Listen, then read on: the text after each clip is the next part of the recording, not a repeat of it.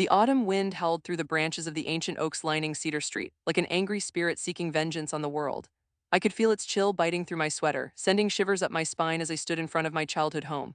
The place had been untouched for years, abandoned and crumbling, much like the memories of my past. I had come back to Springfield, Illinois, after all these years, drawn by an inner calling I could not ignore. My name is Clara Remington, and this was the place where my life shattered, where dreams were deferred and the colors of my future faded into gray. It was also the very place where my thirst for revenge would blossom. The old two-story house loomed above me, its windows like closed eyes, unwelcoming and filled with secrets. The paint was peeling, revealing the wood underneath, and pieces of roof lay scattered in the yard, remnants of a battle against time and neglect. I stepped forward, my heart pounding with every beat. Memories flooded back, overwhelming me with images of laughter, joy, and warmth that once enveloped the halls. But then the darkness crept in, memories of betrayal and tears dampened my spirit. I took a deep breath, the crispness of the air filled with the scent of damp leaves and decay. It reminded me of middle school, navigating the treacherous waters of adolescence with careless confidence. This is it, I whispered to myself, my voice barely rising above the howling wind. This is where it all began. With my hands shoved deep in my pockets, I walked up the cracked path, the crunch of the gravel beneath my feet echoing in the quiet of the neighborhood.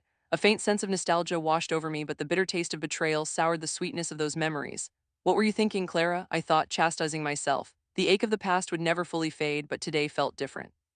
I had a resolve I hadn't felt in years. As I reached the front porch, I paused to admire the worn-out swing hanging silently from the tree.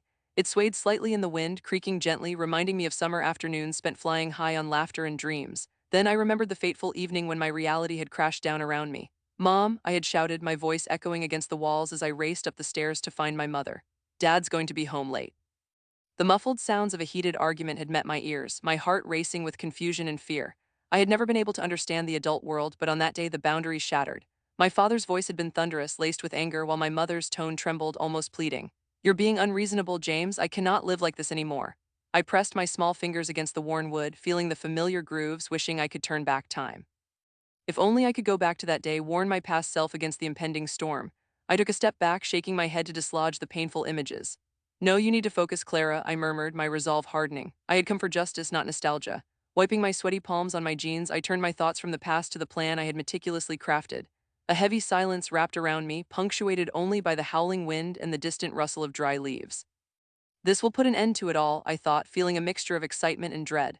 I was ready to take back what had been stolen from me, my peace, my joy, and my dreams. I took out my phone, hesitating for just a moment before scrolling to the name I had memorized weeks ago. The name that haunted my thoughts, the name that fueled my desire for retribution. James Remington, my father, a man who had torn my family apart without a second thought. My fingers trembled over the screen. "You know this isn't going to be easy," I whispered, half to myself and half to the ghost of my failed dreams that lingered in the air. "But you have to face him." I hit the call button, heart racing, each ring echoing my mounting anxiety. "Please pick up," I thought, desperation creeping in, and just like that, a deep voice cut through the silence, full of exhaustion and authority. "Hello?" The familiar tone sent a jolt through me. "Hi, Dad." My voice was steadier than I felt inside, but my stomach twisted in knots. Everything I had planned hinged on this moment, and hearing his voice brought a flood of emotions, anger, hurt, and even a touch of longing. "Clara," he sounded surprised, maybe even cautious. "Where are you?" "I'm back in Springfield. Thought I'd stop by." I cringed at the thought of his surprise. It had been over a decade since we had last spoken, and I doubted he expected to hear from me now. "What do you want?" His voice hardened, the walls I anticipated going up instantly. "I think we need to talk." I tried to inject a firmness into my tone that I did not entirely possess. It's important." There was a pause on the other end, and I could imagine him squirming in discomfort. "Can it wait? I have things to do." Trying to keep my composure, I gripped the phone like a lifeline. "No, Dad, it can't wait. I deserve some answers. You think after all this time I owe you anything?" His tone dripped with contempt. Anger flared within me, lighting the fire I had stoked for years. "You owe me everything, James. You don't get to walk away and pretend none of this happened." My words felt like daggers, slicing through the static of resentment that hung between us. "What happened is in the past, Clara. We all move on." "Except I haven't," I retorted, my voice rising. "I was 12 when you turned our lives upside down. Do you think I just forgot?" A bitter laugh escaped from his lips. "Life isn't fair. Learn to deal with it." The words stung, igniting the steam within me. "You're right, it isn't fair, but I'm back to set things straight. I want closure." "Closure?" he scoffed. "That's rich coming from you. You don't just get to saunter back into my life demanding closure, Clara." I took a deep breath, sensing the anger swirling in my chest. "No, I'm not just demanding closure. I am demanding the truth. You owe me that much." "You always were the dramatic one," he replied coolly, dismissing my pain like an old coat. "When you are ready to move on, you know where to find me." That familiar sense of helplessness surged within me, but I wouldn't let him see me crumble. "I will come by tomorrow at 10. You can decide then if you want to talk. Until then, I am not going anywhere." "You think you can put me on a schedule?" He laughed, a cold, hollow sound. You've grown bold, Clara, but I still hold the power here. No, you don't, I answered firmly, a flame igniting inside me. Not anymore. His silence echoed through the phone, and for a brief moment I believed I could hear the gears turning in his mind, assessing, planning. Fine, he finally said, his voice devoid of emotion. You can come by, but do not expect a warm welcome. Don't worry, Dad, I'm not coming for a hug. There was finality in my words, a promise of the storm to come. I'll see you tomorrow. As the line went dead, I lowered my phone and stood there for a moment, feeling the weight of what had just transpired. The wind picked up again, swirling leaves around my feet like the chaos in my mind. Tomorrow, I murmured, the word tasting like iron on my tongue, heavy and foreboding. I took a step back, glancing one last time at the house. The shadows stretched long and dark across the porch, a physical representation of the darkness that had consumed my childhood. No more running, I promised myself. No more hiding. It was time to confront the past, to claim my narrative back from the ashes of betrayal. There was power in this reckoning, a fierce determination I could no longer ignore. I turned away from the house, my legs moving with purpose, heart racing, ready to face the next chapter of my life. Tomorrow would be the beginning of something.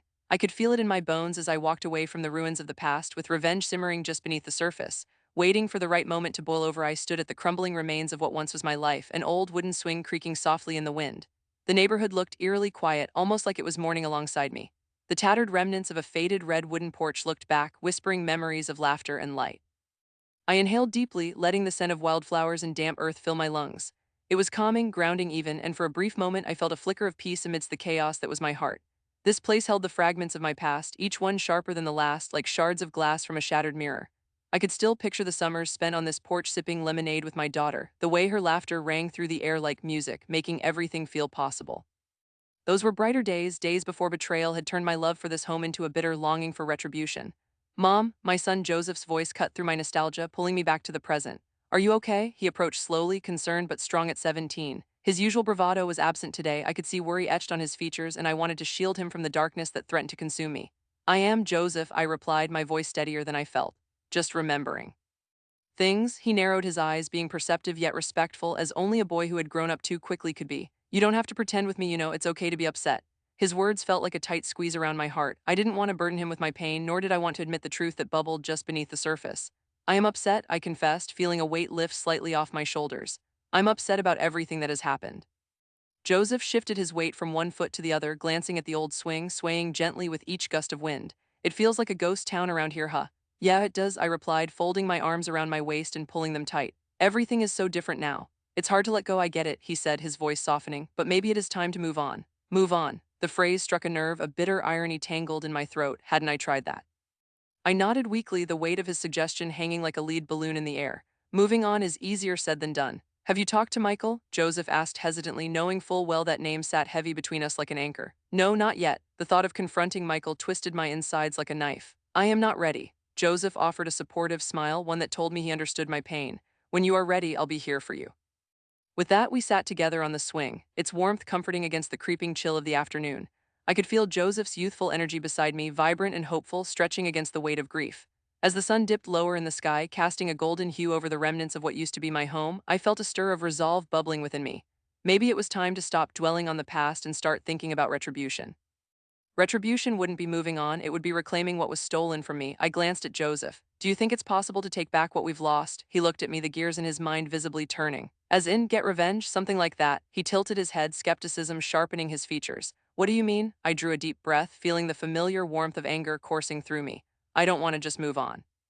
I want to make sure people understand what they've taken from us. I need them to feel the pain they inflicted, I said, more to myself than to him. Mom, that sounds kind of dangerous. Dangerous, I echoed, my blood pumping with indignation. Isn't it dangerous to live in a world where people can betray you without consequence, where my love was cast aside like yesterday's garbage? I saw the flicker of fear in Joseph's eyes, but I hardened my resolve. I needed him to know, to really understand. People need to realize their actions have repercussions, don't you think? He bit his lip, torn between his instinct to be protective of me and the inherent urge to defend what he felt was right. Sure, but revenge might not be the answer. It might be the only answer. But Mom, enough. I cut him off, the sharpness of my voice surprising even me. I have had enough of this conversation for one day. A heavy silence enveloped us as the last rays of sunlight dimmed into twilight. I could feel the weight of uncertainty settle around us, wrapping us like a worn blanket.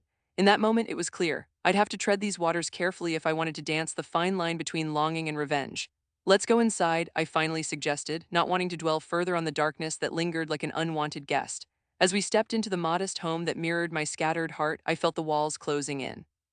Everything felt too old, too tangled in memories that I was both desperate to grasp and equally eager to escape. The furniture was draped with sheets like ghosts of happier times, and I could almost hear the echoes of laughter bouncing off the walls.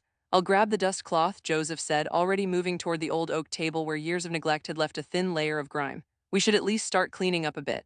"Why bother?" I replied without thinking. "This place is a shell of what it once was, just like us. Because it's part of us, and we should try to take care of it," Joseph said firmly, setting his shoulders as if he were preparing for battle. I stood there and watched him for a moment, marveling at how he could see value where I saw decay. His determination flashed like a spark, igniting something deep within me. It reminded me of the woman I used to be. "All right," I relented, moving to join him. "We can start with this room." I pulled off a sheet from the back of a chair, revealing the rustic charm beneath, worn yet beautiful, just like our lives. "Do you think we can fix this place up?" he asked, running his fingers along the table's surface lovingly. I glanced around the room, taking in the chipped paint and faded upholstery, but rather than feeling sadness, I felt a thrill of possibility. "If we put our minds to it, anything is possible." "Can we start tomorrow?" he asked eagerly. My heart swelled with intricate layers of hope, sorrow, and determination. "I think that sounds perfect." For the first time in a long while, I felt the faintest trickle of light shine through the cracks of despair. "We can do it together, all right." "Yeah, together," he echoed, a grin breaking out on his face before we both fell into a comfortable silence. But deep inside me, the fire of vengeance heated a new part of my heart, swirling alongside my love for Joseph and my longing for justice. I knew this was only the beginning. Reclaiming our home would be a significant first step, but for me, it was only laying the groundwork for great retribution. The type of retribution that would echo loudly, reverberating through those who had wronged us. As I turned to Joseph once more, his youthful glow standing in bright contrast to the shadows that encircled my heart, I couldn't help but think about the double-edged sword I was starting to wield. The battle between letting go and seeking justice was unfolding, and I was ready to rise from the ashes of my old life. The ticking of the clock was a constant reminder of the time passing, but I was too consumed by the swirl of emotions in my chest to care. I stood in my kitchen, the cold granite countertop cool against my palms. The afternoon sun poured through the wide kitchen window, casting a golden light that illuminated dust particles dancing in the air. Little specks that seemed so innocent on their own, yet here I was, feeling like a storm ready to break, swirling with anger and determination. Today was the day that I would strike back, and the thought alone sent a shiver of thrill up my spine. I looked over at the coffee pot, steam rising from the dark brew within. Perhaps a cup would calm my nerves, then again, I might just need the extra energy. I filled a sturdy mug, the rich aroma enveloping me as I took a slow sip, savoring the warmth spreading through my body. "You are about to do this, Clara. There is no turning back now," I whispered to myself, feeling the pressure of my impending plan weigh heavily on my conscience. The truth was, I had not always lived like this. In fact, it felt like a lifetime ago when my biggest concerns were about my garden or making my special apple pie for the church bake sale. But everything changed the day Mark Fletcher walked into my life, businessman, charmer, and a heartless manipulator. He had made a fool out of me like a cat playing with a mouse before delivering the final blow. I shook my head, trying to clear the memory, but it was etched into my mind like an unwanted tattoo. The betrayals, the way he laughed after the deal that stole my livelihood, it made my blood boil. "If only you could see me now, Mark," I muttered, determination flooding my voice. "If only you knew what I have in store for you." I stepped across the kitchen, feeling as if I were moving on a bridge between my old self and the new person I had become, each footstep a resolution, solid and steady. As I reached the back door, I hesitated, looking out into my small but tidy yard. The vibrant colors of marigolds and sunflowers contrasted sharply with the grayness threatening to creep into my life. I hollered to the flowers, "So long, my friends, I might not be home for a bit," knowing even the blooms wouldn't understand the chaos about to unfold in the city just a short drive away. Grabbing my car keys, I stepped outside, the unsuspecting warmth of late summer brushing against my cheeks. The engine of my old sedan sputtered like a wounded animal but roared to life, and as I backed out of the driveway, I felt an unexpected jolt of excitement lurch in my gut. This was happening. I was going to get my revenge against the man who had taken everything away from me. The streets of Springfield blurred by, each turn introducing me to another familiar corner of a life I once cherished, now tainted by betrayal. Driving past the downtown storefronts, I recalled parties held and laughter shared. Those memories felt like a distant dream now, ghostly reminders of a life that existed before I learned the truth about Mark. My heart raced as I neared the center, my destination just a little farther. "Focus," I told myself firmly, squeezing the steering wheel. "You must focus." He would be at the office, that much I knew. He was too busy to care about the people he left behind. Finally, I parked in the lot behind his building, the hot asphalt radiating beneath the soles of my shoes as I stepped out. The looming structure towered above me, its glass windows reflecting the world around them, and for a fleeting second I almost hesitated. What if he was there with someone else? The thought pushed my stomach into a tight ball, but I brushed it off like an annoying fly. Today was about me reclaiming my power, and I wasn't about to let a nagging sense of doubt take hold. I slipped through the narrow door leading to the offices, the cool air inside hitting me like an icy splash. The reception area was glaringly bright, done in sterile whites and blues. The reception desk was empty, giving off that eerie feeling of abandonment. "Oh, here we go," I whispered as I made my way down the dim corridor, my heels clicking against the polished floor. As I approached Mark's office, I spied my reflection in the glass of the door. There was the same woman staring back at me, but today I felt as if I had a flame flickering within me. I rapped my knuckles against the wood, the low sound echoing in my ears. I hesitated, my heart racing. Would he even remember me, or would he dismiss me like an annoying insect? Taking a deep breath, I pushed the door open. "Mark," I said, my voice collected, a contrast to the responsibilities of my mind battling for supremacy with my emotions. He looked up, surprise flooding his handsome features. His dark hair still styled perfectly, his tailored suit hugging his toned frame like it was made for him, yet there was a hint of confusion in his blue eyes. "Clara," he replied, his voice smooth like honey but edged with some irritation. "What brings you here?" I stepped further inside, letting the door close behind me with a soft thud. "I wanted to talk, Mark. We need to clear the air." "Clear the air." "I do not think there is anything left to say, Clara. You know how business works. It is nothing personal." He leaned back in his chair, crossing his arms as if already preparing to dismiss me. The familiar arrogance irked me, and I felt a pulse of anger bubbling within. "Nothing personal," I hissed, unable to mask my frustration. "You ruined my life, and yet you sit there like it means nothing to you." "Calm down," he said, a smirk creeping onto his lips as he took a measured breath. "What do you want, really?" I could not simply lay out my feelings like a bleeding heart on display. That wouldn't do. Instead, I decided to play a game, one where I held all the cards. "I want to make a business proposal of my own." "Business?" he chuckled, leaning forward as if he found my words amusing. "What do you have that I would need?" "Let's just say I have a little insight that could turn your world upside down." I leaned onto the edge of his desk, letting a finger dance across the surface, pretending to be careless while feeling exhilaration rush through me. "Do you remember the winter festival in Lincoln Park? You were there, quite the buzz it created." "Why would I care about some festival?" he scoffed, but I could see the flicker of interest in his eyes. "Because what if I told you I could help you recreate that? Better, bigger, and without those pesky permits you never get." I leaned closer, my voice dropping to a whisper. "I have connections that you don't even know exist, Mark. Builders, entertainers, you name it. I can make things happen." He frowned, his skepticism palpable. "That sounds a little far-fetched, Clara. What's the catch?" "Oh, there is none, just a little partnership. You and I, you scratch my back, I scratch yours. Then we can forget about the past." I replied cheerfully, too cheerful for the storm brewing inside me. "What do you say?" He studied my face, his expression shifting as if he were weighing a heavy decision. "I am not sure I want to work with someone who can't keep their personal life separate from business." "Like you did," I whispered, my tone icy but just playful enough to keep him intrigued. "Besides, I am offering a lucrative opportunity here. We could both benefit, or you could just let it pass and lose your chance with the festival." For a brief moment, silence wrapped around us, thick and heavy. My heart thudded like a drum, the tension palpable between us. Finally, he leaned back again, contemplating, and I could sense the wheels turning in his mind. "Fine," he said slowly. "I will consider it, but you better have something worthwhile to show me." I suddenly felt bold. "I promise you, Mark, you will not regret it. In fact, I will leave you to think about it." I stood up, turning to leave while shoving my hands deep into my pockets to hide my trembling fingers. "One more thing," I added without looking back. "I am a different person now than before. I won't hesitate to expose your weaknesses if you try to slight me." I stepped out of his office, adrenaline rushing through my veins. I could hear the faint click of my heels against the tile, the sound echoing behind me as I walked out with confidence. Taking a deep breath, I smirked when I reached the exit. I had just planted the seeds for my revenge. Everything was coming together, and I finally felt powerful, ready to dismantle the empire he had built with my misery. The clock was ticking, and I could not wait to see what unfolded next. The air was thick with anticipation as I stood beneath the towering oak that my father had planted when I was a child. The leaves were starting to turn a fiery orange, a sign of the autumn to come, yet all I could think about was the fire that was about to blaze in my heart. This was it, the moment I had been waiting for, the final duel between me and the mastermind behind my husband's demise, Danny Marlowe.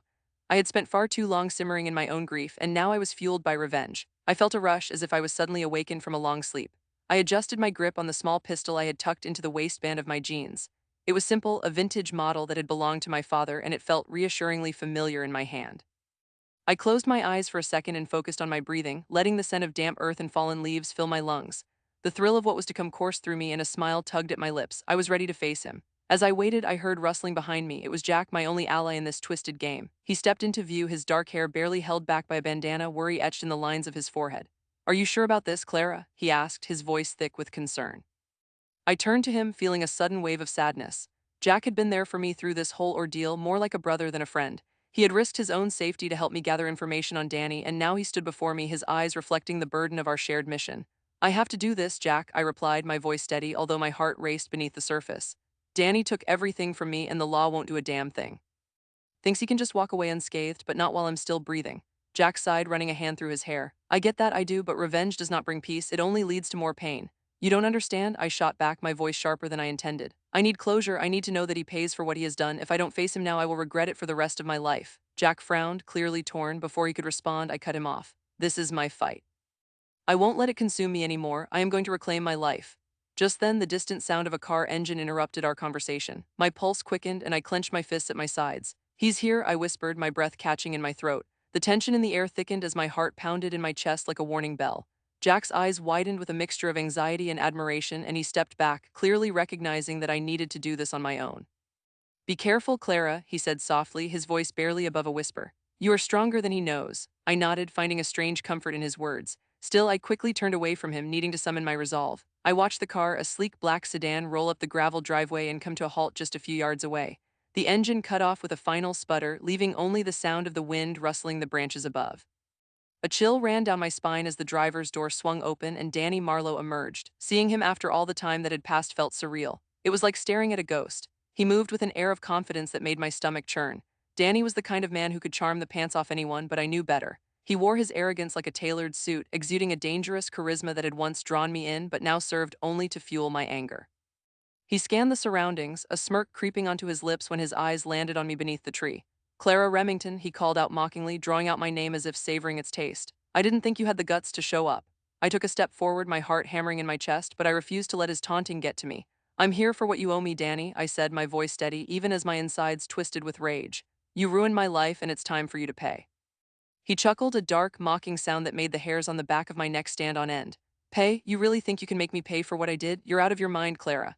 I felt my anger boil over, fueled by the memories that flooded my mind, the hollow laughter at our wedding, the way he smiled at me, not as a partner but as a predator. You think you are untouchable, I spat, fury removing the last vestiges of fear. But everyone has a weakness, even you. Danny's smirk faltered for a brief second, and I knew I had struck a nerve. What do you want, Clara? You think you can scare me with your little threats? What do you hope to do with that gun? He gestured toward my waist with a mocking laugh. You couldn't hurt a fly. I straightened, my pulse surging as I felt the weight of the gun against my skin beneath my shirt. I'm not afraid to use it, I said, my voice steady and cold as ice. Danny's eyes narrowed and he stepped closer, his swagger replaced by a more sinister energy. You really think you can kill me? I will turn your life into a living nightmare. You already did, I replied, my words slicing through the tension. But this ends today, no more hiding behind your money and your lies, you have to face the consequences. His laughter echoed through the field, a chilling sound that made my stomach twist painfully. My dear Clara, there are no consequences for me. This is the real world, and people like you are just pawns in my game. Suddenly, without thinking, I drew the gun from my waistband, the cold metal feeling electric against my palm. It felt as if time had stopped for a moment as I leveled it at him. You may think you're untouchable, but I am done playing games, I declared, a wave of adrenaline rushing through me. Danny raised his hands in mock surrender, but I could see the glint of challenge in his eyes. You won't pull that trigger, Clara. You're not a killer. Watch me, I spat, my finger trembling over the trigger. You took my life, my happiness, everything I once held dear. If I don't do this, I will never be at peace.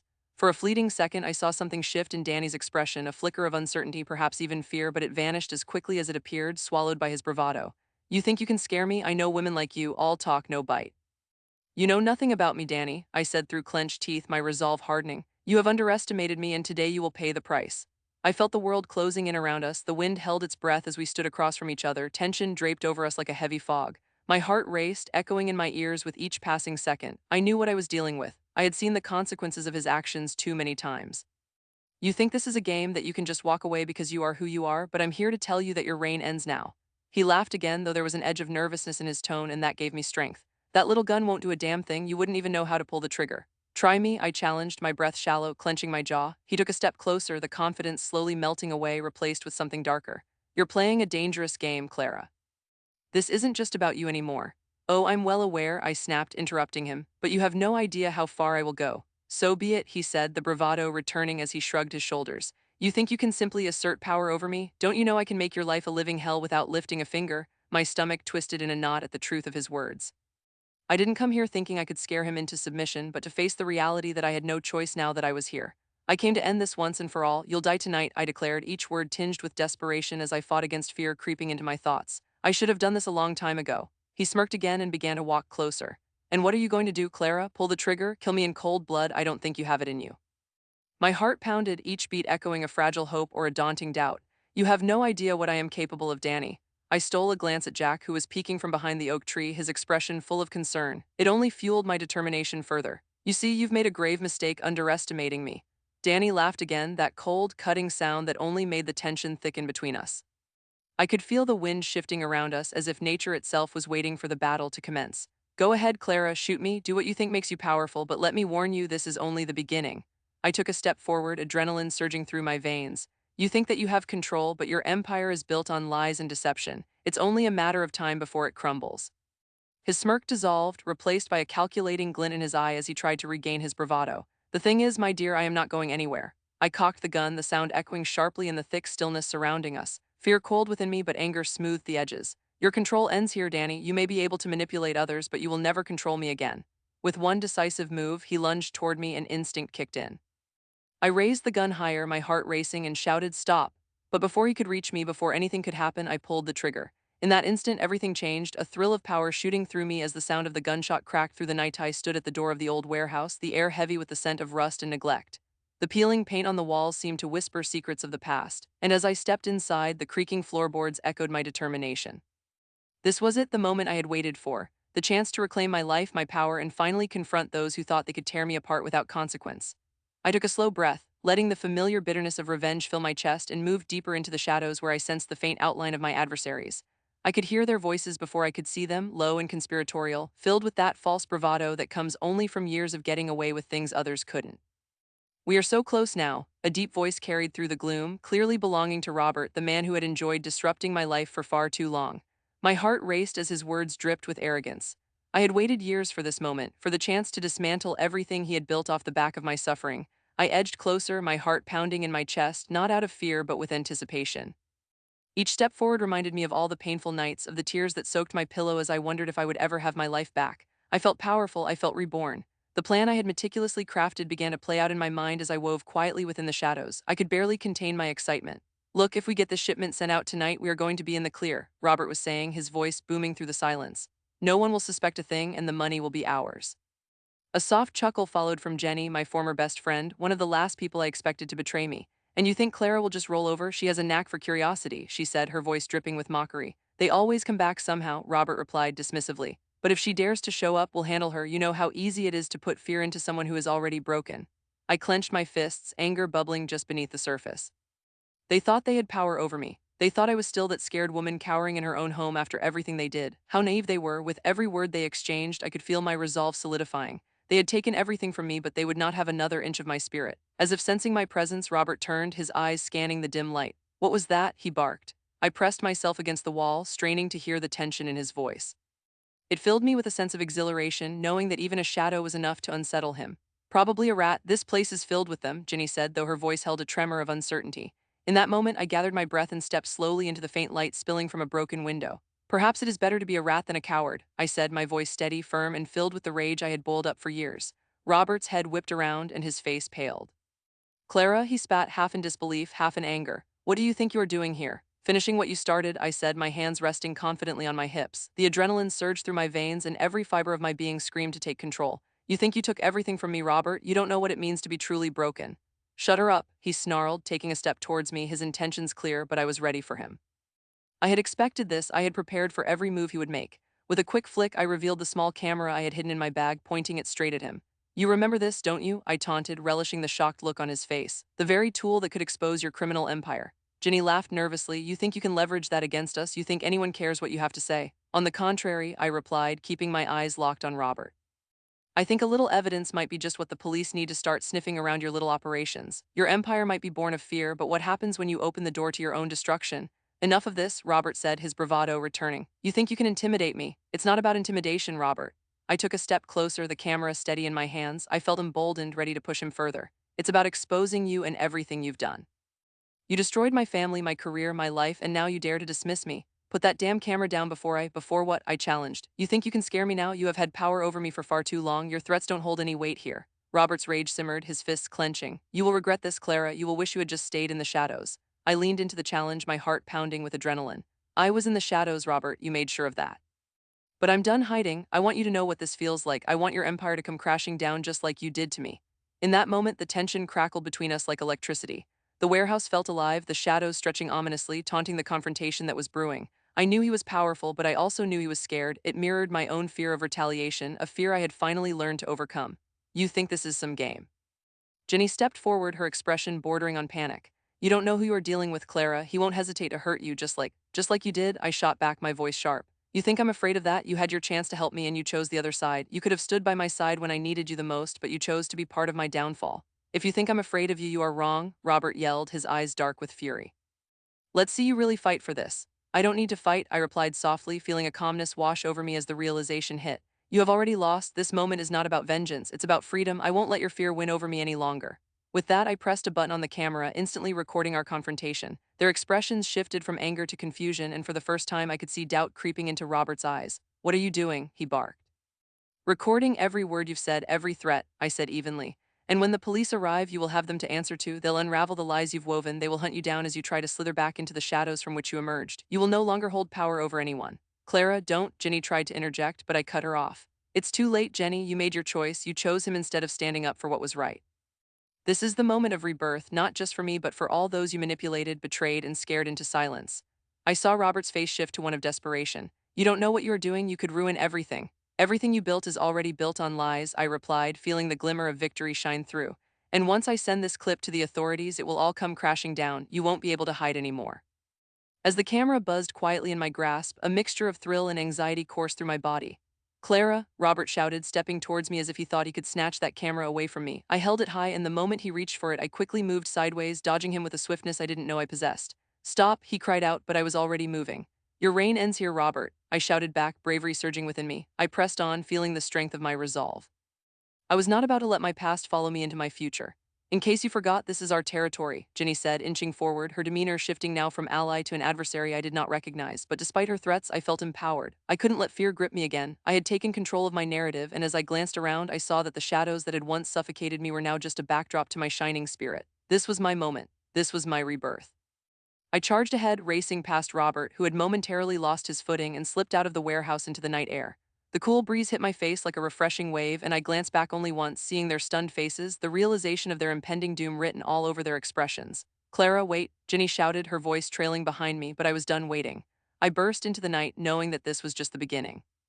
As I ran toward freedom, I could feel the chains of my past breaking away, the weight I had carried for so long lifting from my shoulders. The smell of the autumn leaves mixed with the crisp night air invigorated me. Each breath was one step further from their grip, and with each heartbeat I felt lighter. I had the camera, I had the evidence, and soon I would have my life back. I am Clara Remington, I thought fiercely, my voice echoing in my mind. I am not broken, I am reborn, and that was the truth. The truth I would finally reclaim.